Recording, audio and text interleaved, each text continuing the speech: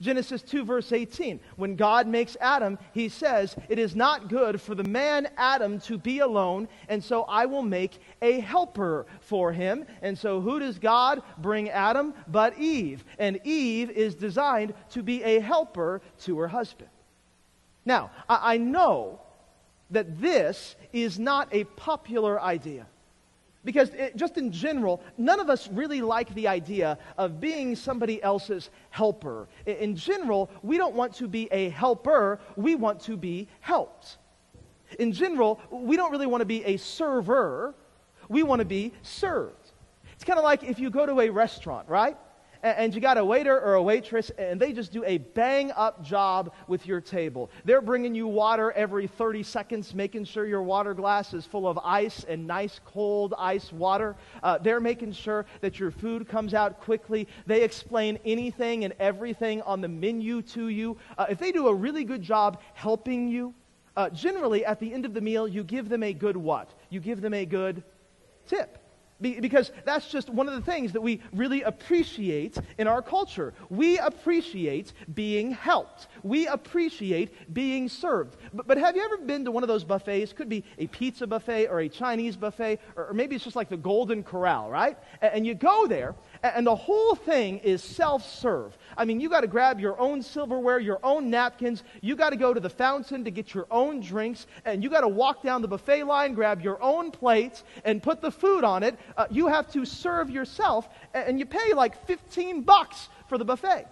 But then at the end of the buffet, you walk up to the cash register, and you get your receipt when you swipe your card through, and underneath the total, which by this time for a family is like $45, you see this little line, and next to the line are these three letters, T-I-P. Now, I don't know about you, but I'm a little less prone to tip when I have to serve myself than I am when I'm being served. And this just says something about our culture, because we really do. We really want to be served. We don't want to be a server. We really want to be helped. We don't want to be a helper. And yet, this is the call of the Bible on each and every one of our lives. The Bible puts a higher premium on being a helper than it does on being helped. Beautiful and very famous words from Jesus. Mark 10, verse 42. Jesus says, "You know that those who are regarded as rulers of the Gentiles lord it over other people, and their high officials exercise authority over them." Here's what Jesus is saying. He's saying the way the world works is that people want to be helped. People want to be served. But then Jesus continues in the next verse, "Not so with you."